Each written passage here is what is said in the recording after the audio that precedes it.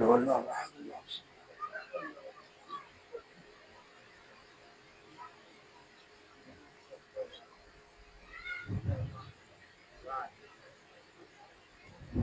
محمد والے محمد پر بلند صلوات۔ آج کوئی تبرکات تو نہیں ہے؟ نہیں، میں نے کہا تبرکات تو نہیں ہے آج؟ ماشاء اللہ لا حول ولا قوة الا باللہ العلی العظیم۔ اعوذ باللہ السمیع العلیم من الشیطان اللعین الرجیم، بفضل بسم اللہ الرحمن الرحیم، وبہ نستعین وهو خیر ناصر ومعین۔ الحمد للہ الذی علا فی توحدہ ودنا فی تفردہ، جل فی سلطانہ وعظم فی ارکانہ، مجیدا لم یزل محمودا لا یزال۔ الصلاة والسلام والتحیۃ والاکرام علی بعثہ اللہ بنور المضی والبرہان الجلی والمنہاج البادی والکتاب الہادی، الخاتم لما سبق والفاتح لمن غلق، المعلن الحق بالحق، سیدنا و مولانا ابی القاسم محمد۔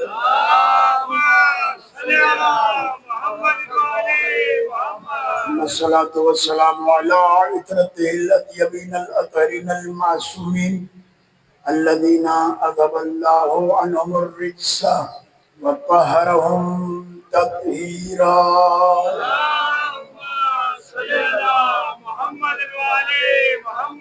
اللعنة الدائمة الباقية على أعداء الله وأعدائهم أجمعين من يوم عداوتهم إلى قيام يوم الدين، أما بعد فقد قال الله سبحانه وتعالى في محكم كتابه الكريم، بسم الله الرحمن الرحيم، إن الدين عند الله الإسلام۔ صلوات پڑھیں محمد۔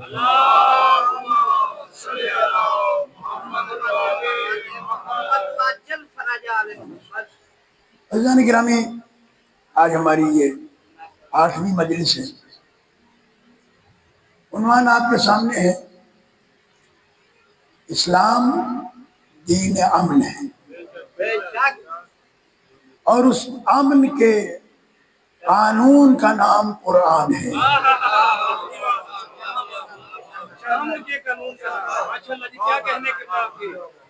اگر مسلمان اس قرآن کو آج بھی اپنا ہادی بنا لے تو نہ کفر باقی رہے گا، نہ کافر باقی رہے گا، نہ اختلاف باقی رہے گا۔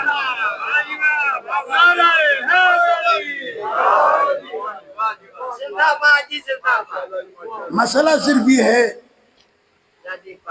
کہ کچھ لوگ وہ ہیں جو قرآن مجید پڑھتے تو ہیں لیکن یہاں سے نیچے نہیں اترتا۔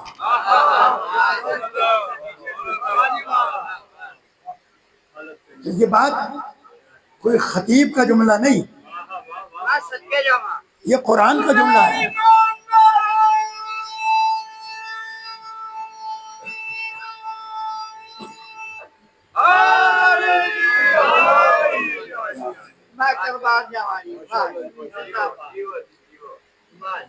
قرآن کہتا ہے ان الذین یستمعون الیک، بے شک وہ لوگ جو تیری مجلس میں بیٹھ کر کان لگا کر سنتے ہیں، حتی اذا خرجوا من عندک، یہاں تک کہ وہ تیری محفل سے باہر جاتے ہیں، یقول الذین اوتوا العلم ماذا قال آنفا، باہر نکل کر اہل علم سے پوچھتے ہیں ابھی رسول کیا کہتے ہیں۔ بیٹھے تھے بزم رسول میں، سن بھی رہے تھے، لیکن باہر نکلتے ہی اولو العلم سے پوچھا، تھے منافق لیکن پوچھ رہے ہیں اہل علم سے۔ یہ بتانے کے لیے کہ اگر پوچھنا ہو تو اہل علم سے پوچھو، جاہلوں سے نہیں۔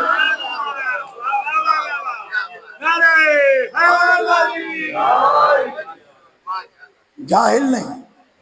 ماذا قال آنفا، یہ لفظ قابل فکر ہے کہ بزم رسالت سے نکلے ہیں۔ سنا تو سب نے تھا،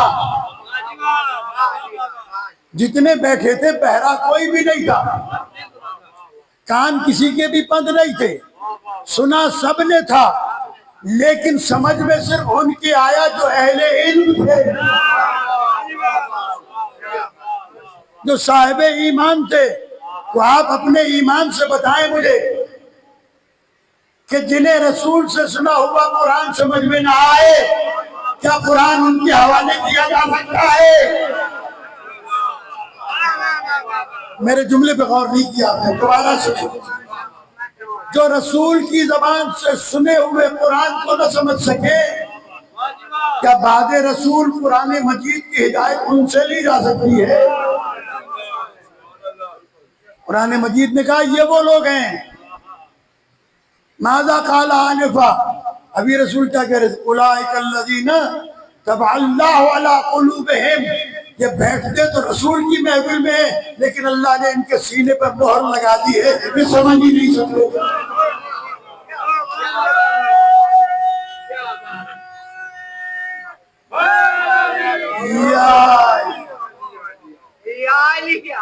یہ تو صحابی، اولئک الذین طبع اللہ علیہم، اب یہ وہ لوگ ہیں اولئک الذین اتبعوا اہواءہم، یہ اپنی خواہشات پر عمل کرتے ہیں، اللہ اور رسول کی نہیں سنتے۔ نعرہ تکبیر، نعرہ رسالت، نعرہ حیدری۔ اب قیامت تک کے لیے قرآن نے قانون دے دیا، توجہ، قیامت تک کے لیے قرآن نے قانون دے دیا کہ رسول سے سنیں یا نبی سے سنیں یا خود پڑھیں، سمجھ میں انہی کے آئے گا جن کے دل پہ مہر نہیں ہے۔ ختم اللہ علی قلوبہم، اللہ نے ان کے دلوں پر مہر لگا دی ہے۔ امام جعفر صادق علیہ السلام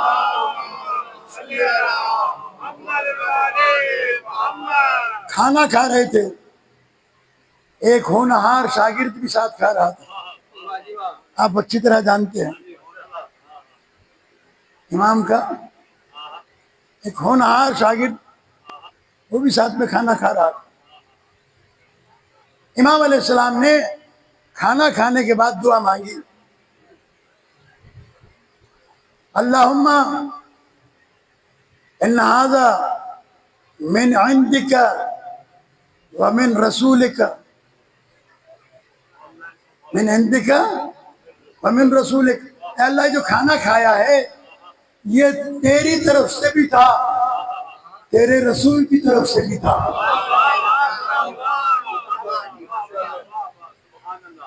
شاگرد نے اعتراض کیا کہ آپ نے اللہ کے ساتھ نبی کو شریک کر دیا، یہی آج کے وہابی کا مسئلہ ہے، اللہ کے ساتھ نبی کو شریک کر دیا۔ تو آپ نے فرمایا کہ تو نے قرآن نہیں پڑھا؟ کوئی نے قرآن نہیں پڑھا؟ کہا کہاں لکھا ہے قرآن میں؟ کہا سورہ توبہ میں اللہ نے نہیں کہا وَمَا نَقِمُوا أَنْ أَغْنَاهُمُ اللَّهُ وَرَسُولُهُ مِنْ فَضْلِهِ، یہ منافقین اسی بات پر تو ناراض ہیں کہ اللہ اور اس کے رسول نے مسلمانوں کو غنی کیوں کر دیا۔ عزیزان گرامی، یہ سن کر شاگرد کہنے لگا ایسا لگتا ہے کہ اس سے پہلے میں نے قرآن سنا ہی نہیں، پڑھا ہی نہیں تھا، یعنی تو نے پڑھا تو تھا لیکن تمہارے دلوں پر مہر لگی ہوئی ہے، سمجھ نہیں سکتے۔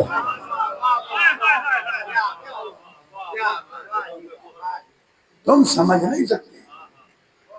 اب وہ جسے وہ شرک سمجھ رہا تھا، اسے قرآن کی آیت پڑھ کے امام نے بتایا یہ ایمان ہے۔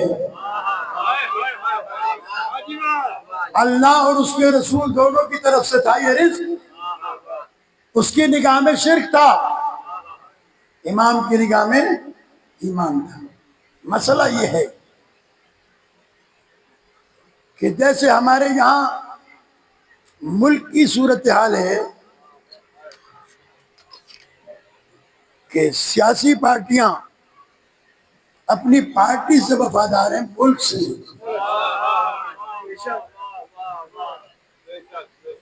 بالکل اسی طرح مولوی اپنے مکتب سے وفادار ہے، اسلام سے نہیں۔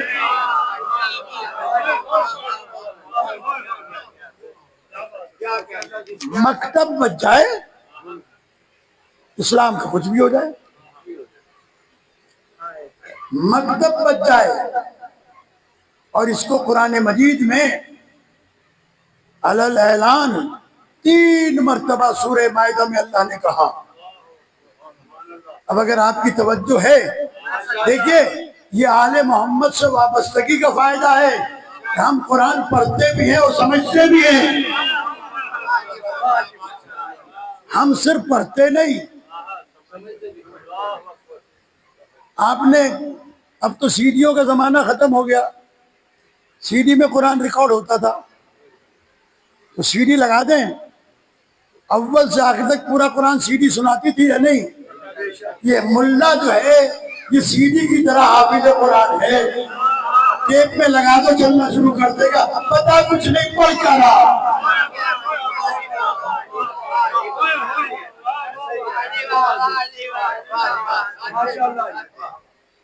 اس لیے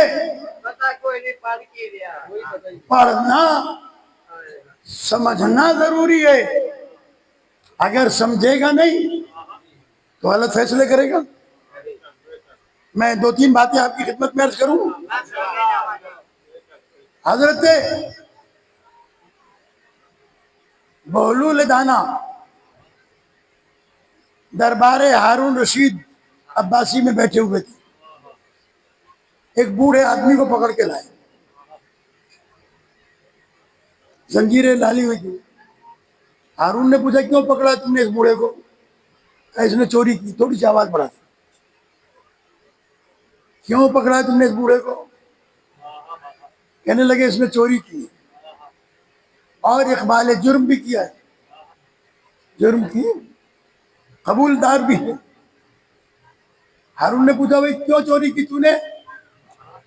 یہ عمر ہے تیری چوری کرنے کی؟ کہا میں حجاز کا رہنے والا ہوں، میرے بچے بھوکے مر رہے تھے، روزی نہیں مل رہی تھی، میں نے ہجرت کی، دارالخلافہ آیا کیپٹل میں، ہو سکتا ہے یہاں رزق مجھے تھوڑا زیادہ مل جائے، لیکن یہاں بھی نہیں ہوا کچھ، یہاں بھی کچھ نہیں ہوا۔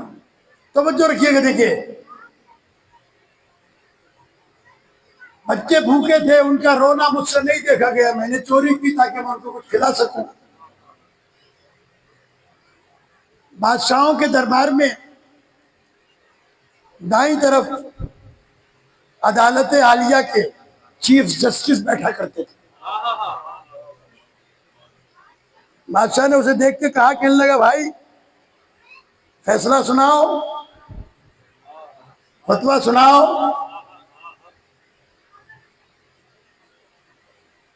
اس نے قرآن کھولا، کہنے لگا السارق والسارقۃ فاقطعوا ایدیہما، قسم ہے آپ کی خاموشی کی۔ بہلول کھڑے ہو گئے، اس نے آیت پڑھی تھی کہ چور مرد ہو یا عورت ہاتھ کاٹ ڈالو۔ بہلول کھڑے ہو گئے، کہنے لگے ہارون تیرا قاضی جھوٹ بولتا ہے۔ دیکھیے جتنے لوگ، مجھے مجمع کی ضرورت نہیں ہے، صاحبان فہم کا مجمع ہے، میری آج یہ آخری مجلس ہے، میں سمجھتا ہوں آپ ماشاءاللہ توجہ کے ساتھ سنتے ہیں، توجہ رکھیے گا۔ بہلول نے کہا تیرا قاضی جھوٹ بولتا ہے۔ قاضی تپ گیا، کہنے لگا ہارون میں نہیں کہتا تھا یہ رافضی ہے، یہ شیعہ ہے، یہ قرآن کو نہیں مانتے، میں نے قرآن کی آیت پڑھ کے فتویٰ دیا، یہ کہتا ہے جھوٹ بولتا ہے۔ لہذا چور کے ہاتھ کٹیں گے، بہلول کی گردن کٹے گی، اس لیے کہ اس نے قرآن کو جھٹلایا ہے، اس نے توہین عدالت کی ہے۔ اب بولے میرے ساتھ تو میں نتیجہ سناؤں آپ کو۔ دیکھیے یہ علی والے قرآن وہ بھی پڑھ رہا تھا، اس 24 گھنٹے پڑھتا تھا، یہ پاگل تھا، دیوانہ تھا، علی کی محبت میں دیوانگی اختیار کی تھی۔ ہارون کہنے لگا کہ ٹھیک ہے میں چور کے ہاتھ بھی کاٹوں گا اور اس کی گردن بھی اڑاؤں گا، لیکن پہلے اس دیوانے سے پوچھوں تو صحیح کہ اس نے جھٹلایا کیوں ہے، اس پاگل سے پوچھوں تو صحیح جھٹلایا کیوں ہے۔ حضرت بہلول سے کہنے لگا بہلول اس نے قرآن کی آیت پڑھ کے فتویٰ دیا، تو نے جھٹلایا کیوں ہے؟ کہا اسے پتہ ہی نہیں کہ اس آیت کا استعمال کہاں ہوتا ہے۔ صرف پڑھ لینا کافی نہیں، اس آیت کا اطلاق، اس آیت کی امپلیمنٹ کہاں ہوتی ہے تیرے قاضی کو پتہ ہی نہیں۔ کہا جب حاکم وقت مسلمانوں کا حکمران، توجہ، مسلمانوں کا حکمران جب اپنی عوام کے روٹی کپڑے مکان کا مکمل بندوبست کرے، پوری طریقے سے توجہ دے، اس وقت اگر کوئی چوری کرے گا تو چور کا ہاتھ کٹے گا، اگر حکمران غافل ہے تو پھر چور کا ہاتھ نہیں حاکم کی گردن کٹے گی۔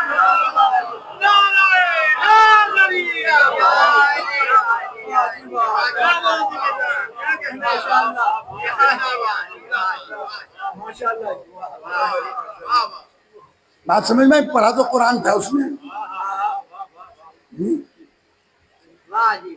اسی طرح سے 8ویں امام علیہ السلام کے دور میں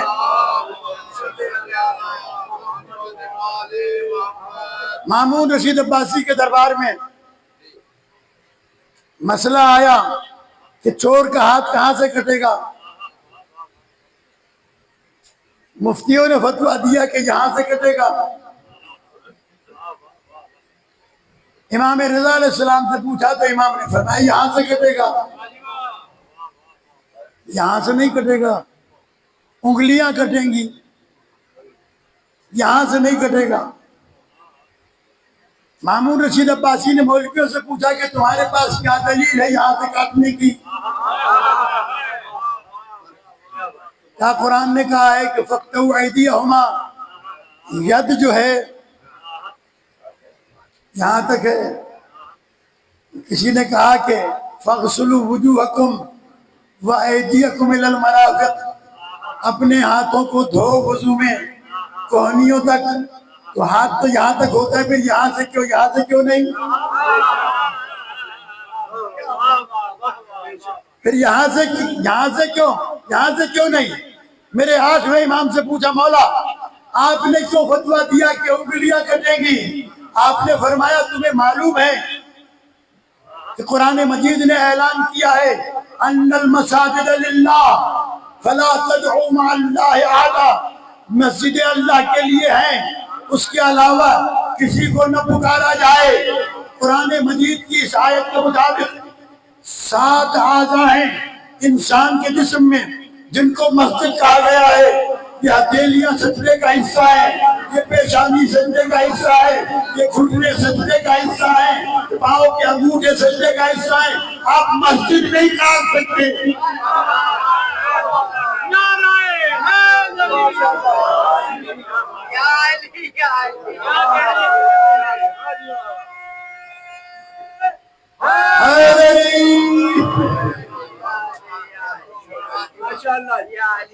یہ مسجد ہے،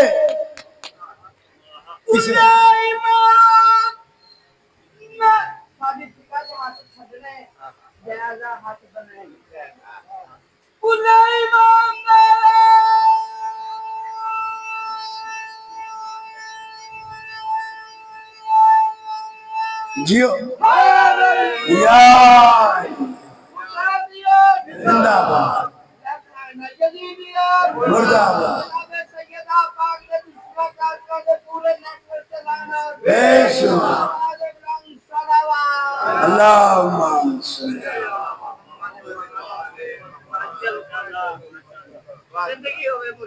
ابھی ایک نہیں، اگر میں چاہوں نہ تو پورا عشرہ پڑھوں اس پر. یہی وجہ ہے مسلمانوں میں اختلاف کی. مسلمان سمجھے نہیں، سمجھنے کی کوشش بھی نہیں کی. ایک شخص آیا میرے 5ویں امام کے پاس، آواز بلند صلوات بھیجنے محمد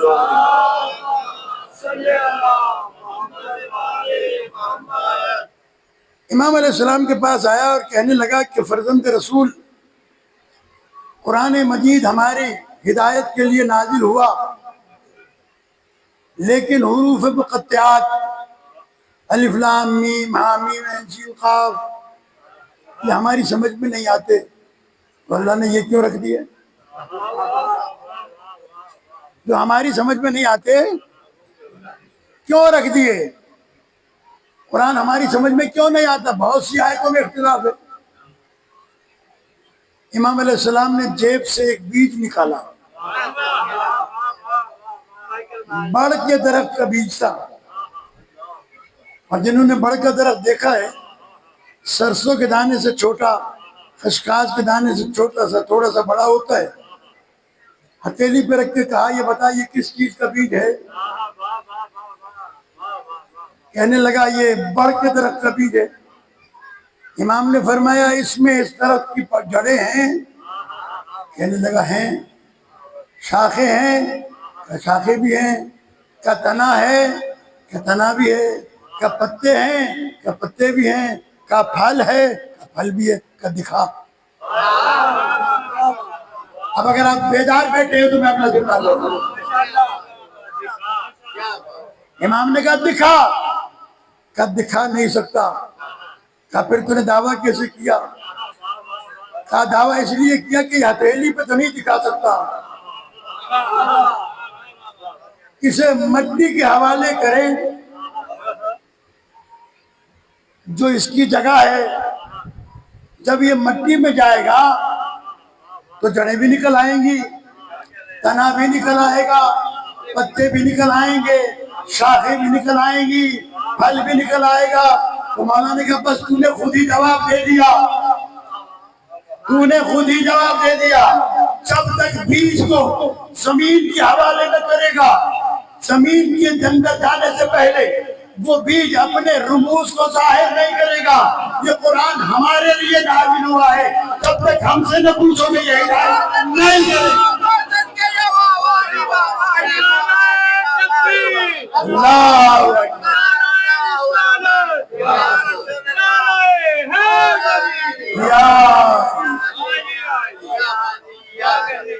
عرب میں علی علی علی علی.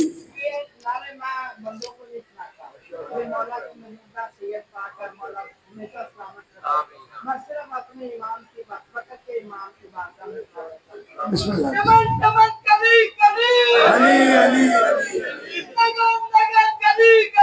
علی علی علی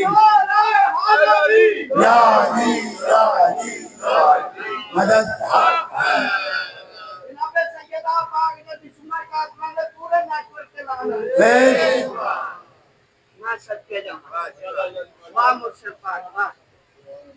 اب میں خطیبانہ جملہ کہوں تاکہ آپ کے ذہن میں رہ جائے کہ دانا جب تک تراب کے حوالے نہ کرو گے دانا اپنے راز نہیں کھولے گا.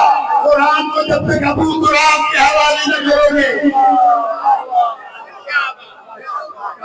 قرآن اپنے راز نہیں کھول سکتا.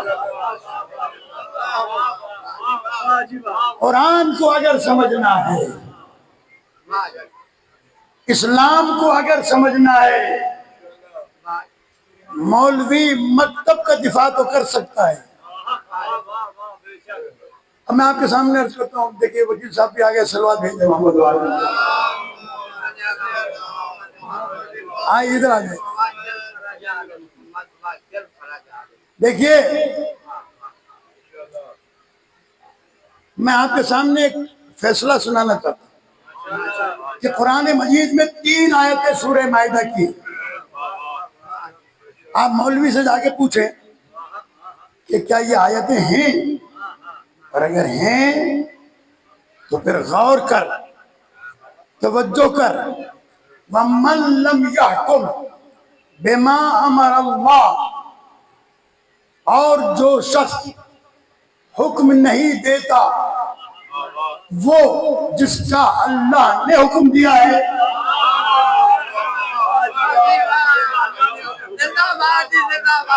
وَمَن لَّمْ يَحْكُمْ بِمَا أَمَرَ اللَّهُ، جس کا اللہ نے حکم دیا ہے اس کو نہیں پہنچاتا، وہ حکم نہیں دیتا جو اللہ نے دیا ہے، تو کیا ہے؟ یہ مفتی ہے، یہ سید ہے، یہ پیر ہے، یہ بڑا عالم ہے، یہ چودھری ہے، یہ نواب ہے، یہ امتی ہے، یہ مکے کا رہنے والا ہے، مدینے کا رہنے والا ہے، صحبت رسول میں بیٹھنے والا ہے، رسول کا رشتہ دار ہے، غیر ہے، اللہ نے کہا فَأُولَٰئِکَ هُمُ الظَّالِمُونَ، یہ سب ظالم ہیں۔ نعرہ تکبیر، نعرہ رسالت، نعرہ حیدری۔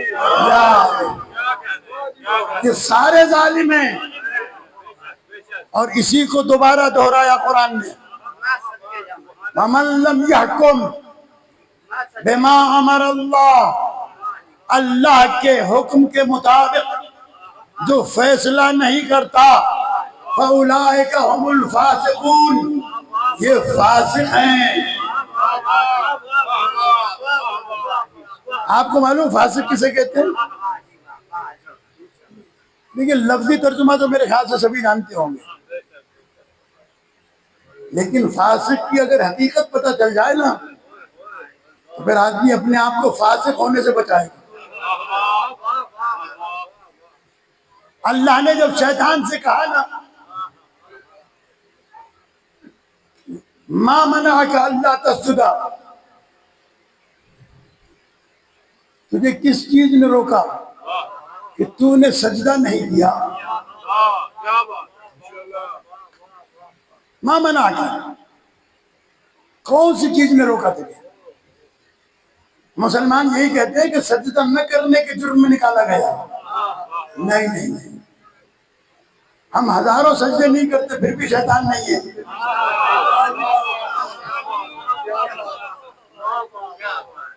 کتنے لوگوں کے سجدے قضا ہیں، کوئی کہتے کہ یہ شیطان ہے، نہیں، سجدے کا قضا ہونا اور ہے۔ شیطان نے سجدے سے انکار نہیں کیا۔ مَا مَنَعَكَ أَلَّا تَسْجُدَ، کس چیز نے روکا تجھے سجدہ کرنے سے؟ توجہ رکھیے گا، شیطان نے کہا انا خیر منہ، میں آدم سے بہتر ہوں۔ معلوم ہوا جو اللہ کے بنائے ہوئے سے خود کو بہتر سمجھے اسے ابلیس کہتے ہیں۔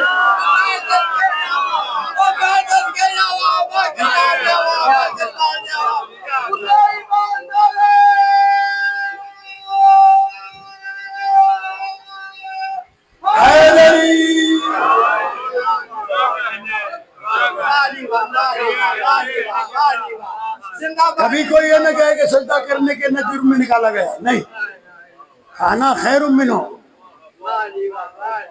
جو اللہ کے بنائے ہوئے سے خود کو بہتر سمجھے۔ تو شیطان بننے کے لیے فَفَسَقَ عَنْ أَمْرِ رَبِّهِ، اس نے اللہ کے امر کو توڑا۔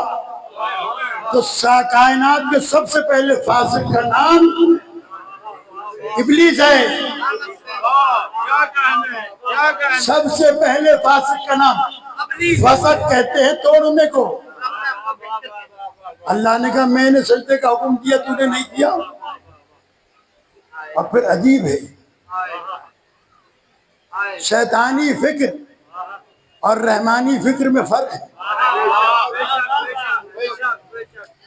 آدم علیہ السلام نے جب ترک اولا ہوا تو کہا مالک مجھ سے غلطی ہو گئی، اور شیطان کو جب نکالا تو کہا قال فبما اغویتنی، تو نے مجھے گمراہ کیا۔ تو جو اپنی غلطی کو اللہ پر مٹ دے اسے شیطان کہتے ہیں۔ میری بات کو ابھی آپ نے سنا نہیں، اور کریں۔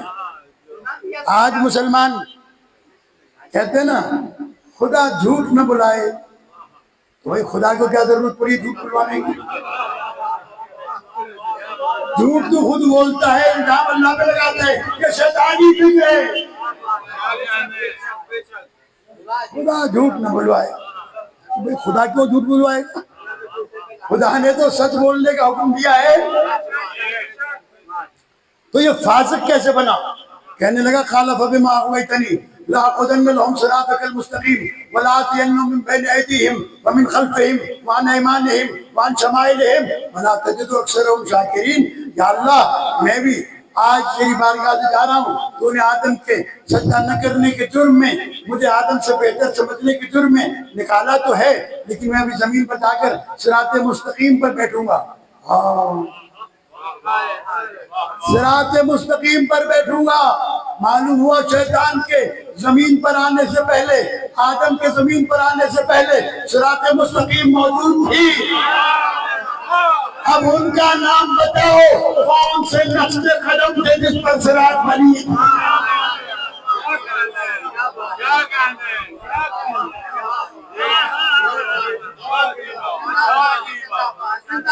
کس کے نقش قدم تھے؟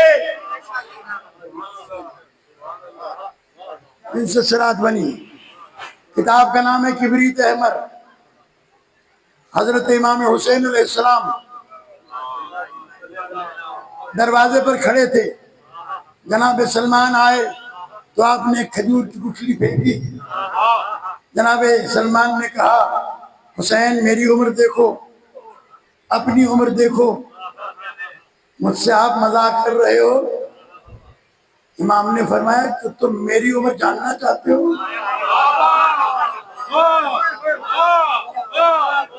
میری عمر جاننا چاہتے ہو؟ اول سے آخر تک ہاتھ اٹھنا چاہیے جو مولائی ہے۔ امام نے کہا کہ تم میری عمر جاننا چاہتے ہو؟ کتاب کا حوالہ میں نے دے دیا۔ امام نے فرمایا اللہ نے اس آدم سے پہلے 40,000 آدم خلق فرمائے، ہر آدم کے درمیان 40,000 سال کا فاصلہ تھا، ہر آدم کی قوم میں 40,000 قومیں تھیں، ہر قوم میں 40,000 افراد تھے۔ اس زمانے میں اگر کسی کے درمیان اختلاف ہو جاتا تھا، کوئی جنگ لڑتی تھی، تو میرا اللہ مجھے بھیجتا تھا سلح کرانے کے لیے، امن کرانے کے لیے۔ یہ آخری آدم ہے۔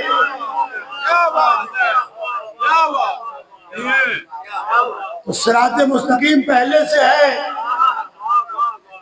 صراط پر جا کر بیٹھوں گا، صراط پر جا کر بیٹھوں گا، اور اکثریت کو تو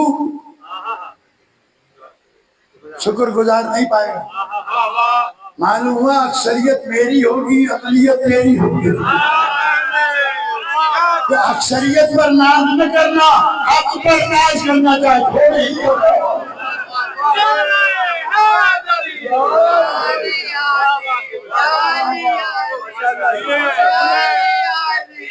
اللہ اکبر۔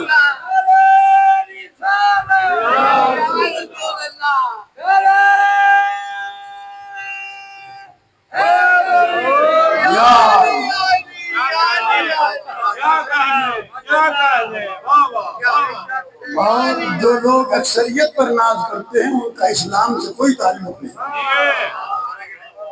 میں نہیں کہتا، قرآن کہتا ہے۔ بسم اللہ الرحمن الرحیم۔ الہاکم التکاثر حتی زرتم المقابر۔ تمہیں کثرت نے ہلاکت میں ڈال دیا، حتیٰ کہ قبریں گننے لگے کہ اتنے ہوتے تو ہم اتنے ہوتے، اتنے ہوتے تو ہم اتنے ہوتے۔ شیطان بیٹھ گیا صراط پر جا کر، چاروں طرف سے گھیر لی، اور یہ کب تک ہے؟ یہ وقت معلوم تک ہے۔ اللہ سے اجازت مانگی تھی کہ مجھے اجازت دے کہ قیامت تک بیٹھوں، اللہ نے کہا جا، لیکن قیامت تک نہیں، وقت معلوم تک اجازت۔ اور یہ وقت معلوم مسلمانوں کے یہاں کیا ہے مجھے نہیں معلوم، ہمارے وقت معلوم ظہور امام حسن علیہ السلام ہے۔ امام کے ظہور کے بعد شیطان مار دیا جائے گا، پھر نہیں ہوگا شیطان۔ بیٹھا ہے نا صراط پر، یہ صراط بنتی ہے نقش قدم سے، تو آج بھی صراط بن رہی ہے یا نہیں؟ توجہ رکھیے گا، صراط بن رہی ہے یا نہیں؟ کسی کے نقش قدم ہے جو چل رہے ہیں، اب وہ ظاہر ہو یا باطن، پردے غیبت بھی کیوں نہ ہو، صراط تو بن رہی ہے۔ اسی صراط پر شیطان بیٹھا ہے، کہتے ہیں تمہارا امام غائب رہ کر ہدایت کیسے کرتا ہے؟ یہ عقل چونکہ نہیں ہے، ورنہ سوال کبھی نہ کرتا۔ تو میں نے پوچھا کہ آپ ایمان رکھتے ہیں کہ صراط مستقیم پر شیطان بیٹھا ہے؟ کہنے لگا ہاں بیٹھا ہے۔ تو شیطان غائب رہ کر آپ کو گمراہ کیسے کرتا ہے؟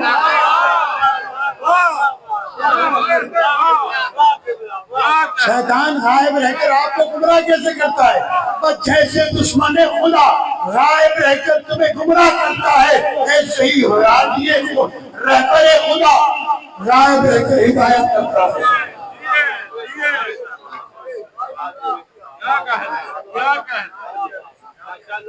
یہ پردے غیبت۔ اب میں نے عرض کرنا ہے دو جملے، میرے تمام سامعین توجہ کے ساتھ سماعت فرمائیں کہ شیطان بیٹھا صراط مستقیم پر، نظر بھی نہیں آتا، قرآن بھی اتنا ہے کہ سارے نبیوں کی تبلیغ کے طریقے جانتا ہے، آدم نے کیسے کی، نوح نے کیسے کی، ابراہیم نے کیسے کی، اسماعیل نے کیسے کی، سب کی تبلیغ کے طریقے جانتا ہے۔ اتنا پرانا ہے، اتنا بوڑھا ہے، اور غائب ہے۔ ہاں، ہم سے طاقتور ہے یا نہیں؟ طاقتور ہے یا نہیں؟ معصوم نے فرمایا شیطان اس طاقت کا نام ہے جو عبادت کو عبادت سے ٹکرا کر گمراہ کرتا ہے۔ عبادت کو عبادت سے ٹکرا کر گمراہ کرتا ہے۔ اب یہ جو بیٹھ گیا یہاں آ کر، معبود ہم تو کمزور ہیں، ہم تو دیکھ بھی نہیں سکتے، ہمیں نظر بھی نہیں آتا، اب کہاں جائیں؟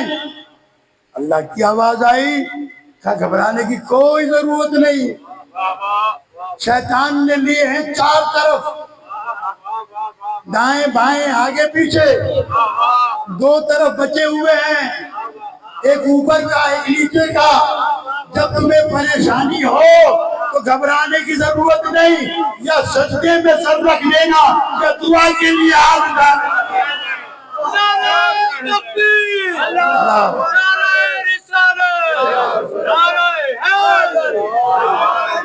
اب اگر شیطان تمہیں سجدے سے روکے تو رکنا نہیں، اس لیے کہ اسے پتا ہے کہ وہاں میرا بس نہیں کرتا،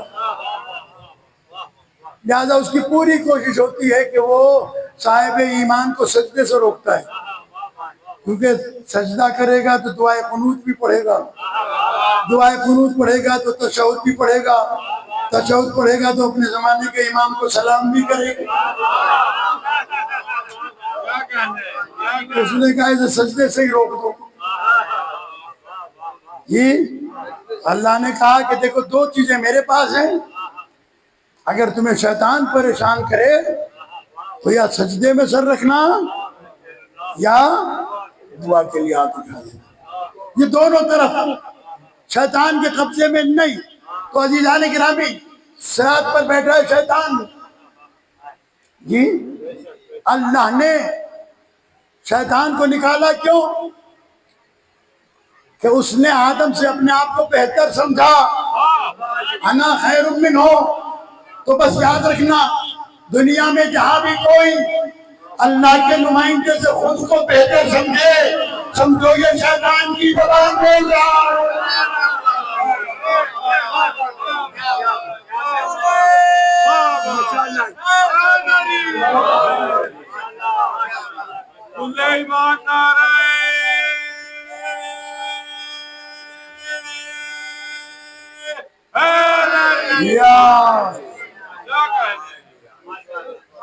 تیسری آیت پہ پڑھ دوں، اس کا بھی ابتدائی حصہ یہی ہے، وَمَن لَمْ يَحْكُمْ بِمَا أَمَرَ اللَّهُ، اللہ نے جو حکم دیا ہے اس کے مطابق جو حکم نہیں کرتا، فَأُولَٰئِكَ هُمُ الظَّالِمُونَ، یہ ظالم ہے۔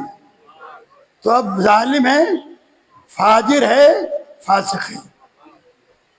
اللہ نے جو حکم دیا ہے، اللہ نے جو حکم دیا ہے، اب میں آپ کی خدمت میں عرض کروں، اگر آپ کی ولا بیدار ہے اور یقیناً بیدار ہے، اسی لیے میں آپ کے حوالے یہ کر رہا ہوں، ورنہ میں عام طور پہ پڑھتا نہیں ہوں یہ آیتیں، اس لیے کہہ رہے کہ بس کی بات نہیں کہ ان کو سمجھے۔ میں نے آپ کی خدمت میں 3 آیتیں بھیجی، 3 آیتیں پڑھی۔ ایک، فاسق ہیں وہ لوگ جو اللہ کے حکم کے مطابق عمل نہیں کرتے، ظالم ہیں وہ لوگ جو اللہ کے حکم کے مطابق عمل نہیں کرتے، حاضر ہیں وہ لوگ جو اللہ کے حکم کے مطابق عمل نہیں کرتے۔ اب قرآن کہتا ہے قُلْ لَا أَسْأَلُكُمْ عَلَيْهِ أَجْرًا إِلَّا الْمَوَدَّةَ فِي الْقُرْبَىٰ، اللہ نے حکم دیا قربا سے مودت کرو۔ اب جو ان سے مودت کا حکم نہیں دیتا، ظالم بھی ہے، فاسق بھی ہے، فاجر بھی ہے۔ نعرہ تکبیر، نعرہ رسالت، نعرہ حیدری۔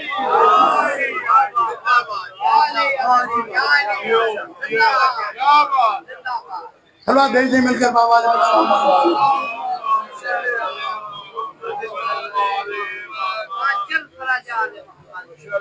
عزیزان گرامی، قرآن کو سمجھیں۔ اللہ کہہ رہا ہے قربہ سے مودت کرو۔ میرے چھٹے امام فرماتے ہیں اگر اللہ نے ہمارے ساتھ دشمنی کا حکم دیا ہوتا تو اس سے زیادہ دشمنی نہ ہوتی جتنا مودت کے بعد ہمارے ساتھ دشمنی کی گئی۔ جس نے اہل بیت سے دشمنی کا حکم دیا وہ ظالم ہے، فاسق ہے، فاجر ہے۔ میری 2 مجلسیں رہ گئی ہیں، کوشش کروں گا کہ زیادہ سے زیادہ آپ کے سامنے اس موضوع کو واضح کر سکوں۔ اسلام کے قانون کا نام کیا ہے؟ قرآن۔ ہمارا موضوع کیا ہے؟ اسلام دین امن۔ خدا کی قسم اگر مسلمانوں نے دہشت گردوں کو رضی اللہ عنہ کہا ہوگا تو آج دنیا میں رسول کے پتلے نہ بنائے جاتے۔ یہ جو پیغمبر اسلام کے پتلے بنائے گئے یہ تو مسلمانوں کو دیکھ کر بنائے نا۔ انہوں نے دشمنی مسلمانوں کی نکالی رسول سے۔ اگر یہ دہشت گردوں کو امن نہ دیتے، دہشت گردوں کو پناہ نہ دیتے، دہشت گردوں کو تخت پر نہ بٹھاتے، عزادارو، صحابہ رسول کا قاتل مسجد نبوی میں گھوڑے بندھوانے والا، خانہ کعبہ پر منجیل سے حملے کرانے والا، مدینے کی اصحاب کی باکردار بچیوں سے اپنی فوج سے بدکرداری کرانے والا،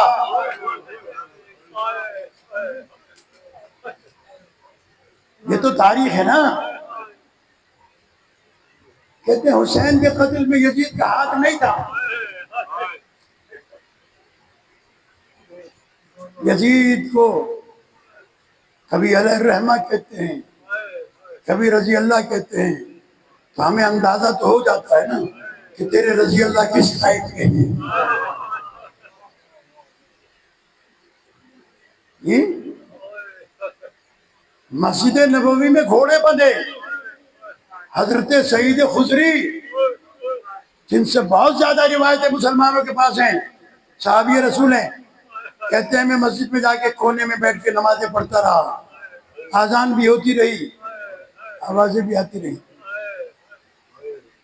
یہ وہ واقع ہر رہا ہے، کبھی موقع ملے گا تو پڑھیے، تاریخ سے سناؤں گا کبھی آپ کو، کسی عالم سے فرمائش کیجیے گا۔ کربلا کے واقعے کے بعد اس حرام زادے کا دل ٹھنڈا نہیں ہوا،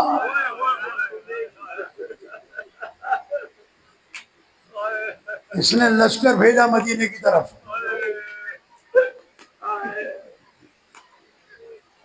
جب لشکر مدینے کی طرف آئے تو امام سجاد علیہ السلام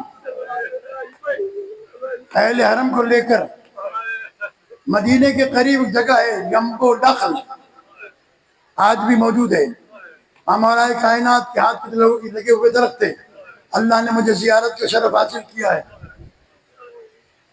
وہ وہیں پر جناب محمد حنفیہ علیہ السلام کی قبر بھی ہے۔ امام سجاد اپنے بچوں کو لے کر وہاں چلے گئے۔ عزادارو، جب یزید کے لشکر نے حملہ کیا مدینے پر اور 3 دن تک مدینہ حلال رکھا، پاکیزہ بچیوں کی عصمتیں لوٹی گئی، 1500 سے زیادہ بغیر باپ کے بچے پیدا ہوئے، پھر بھی رضی اللہ ہے۔ کچھ غیرت، کوئی حیا، کوئی شرم، کوئی دین، کوئی دیانت، کوئی انسانیت۔ اسی دوران یزید کے واصل جہنم ہونے کی اطلاع مدینے میں آئی، یزید کا لشکر بھاگا۔ عبید اللہ ابن زیاد نے اپنے لشکر سے حملہ کیا۔ جب یہ بھاگ رہے تھے، عزیزان گرامی، حسین ابن نمیر، نمیر بھی کہتے ہیں، نمیر بھی کہتے ہیں، یہ بھی بھاگا۔ بھاگتے بھاگتے اس کا گھوڑا مر گیا رستے میں، اس کے پاس جو کھانا تھا وہ بھی ختم ہو گیا، پیدل تھا۔ اس نے دور سے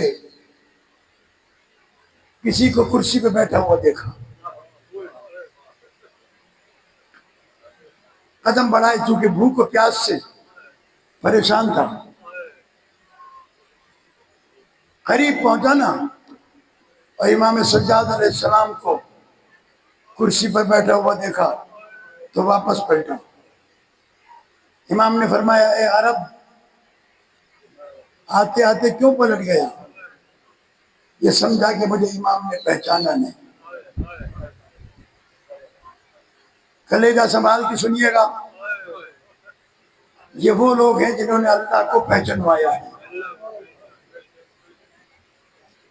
یہ آیا امام کے قریب، امام نے غلام کو بلایا، کہا اس کے ہاتھ دھلاؤ، اسے کھانا کھلاؤ، اسے پانی پلاؤ۔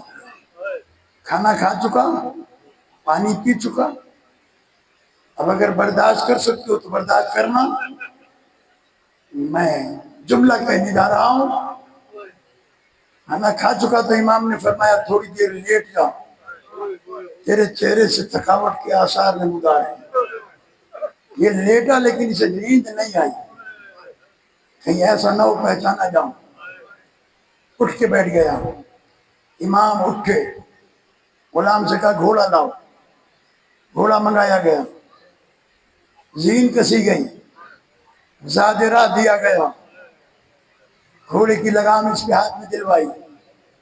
جب یہ گھوڑے پر بیٹھنے لگا تو دیکھ کر کہتا ہے، علی ابن الحسین، شاید تم نے مجھے پہچانا ہے۔ امام کی آنکھوں کا خون بڑھ گیا، رو کر کہتے ہیں حسین کوئی اکبر جیسے بھائی کے خاطر کو نہیں بھول سکتا.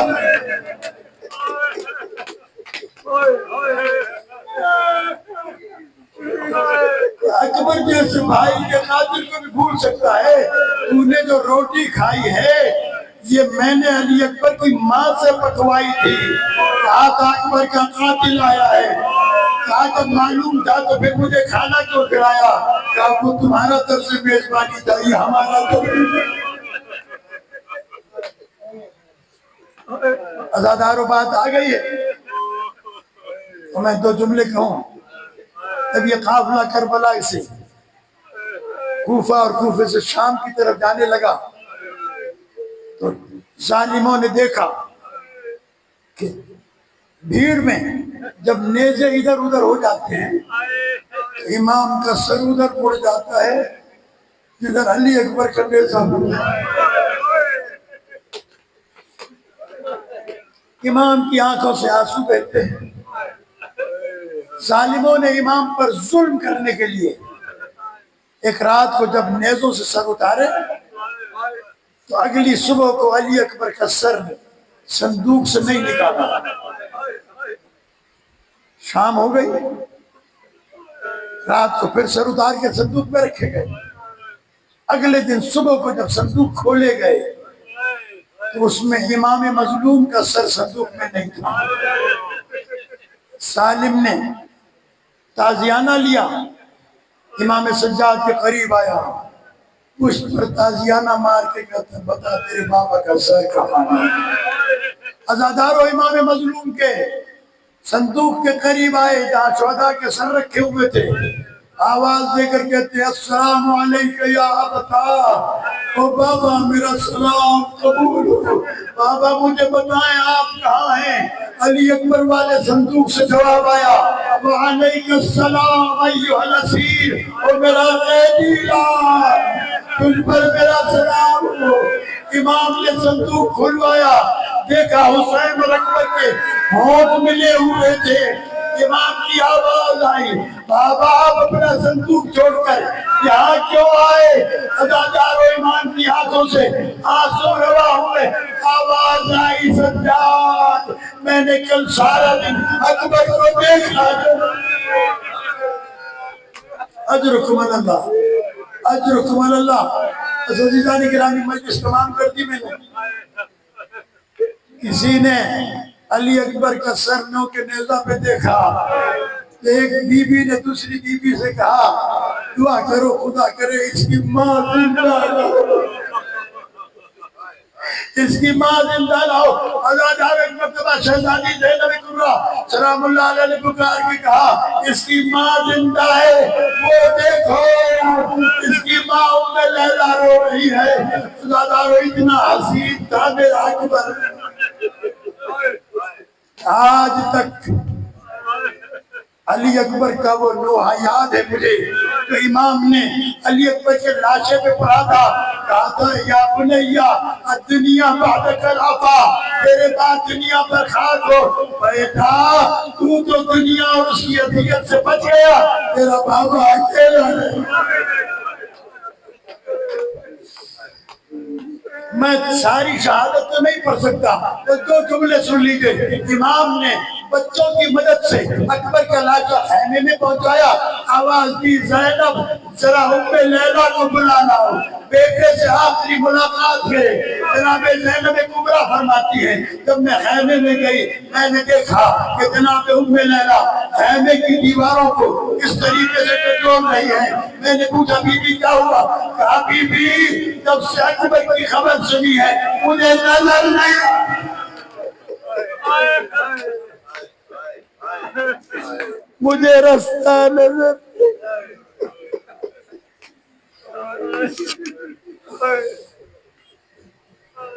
اللہ لعنت اللہ القوم الظالمین.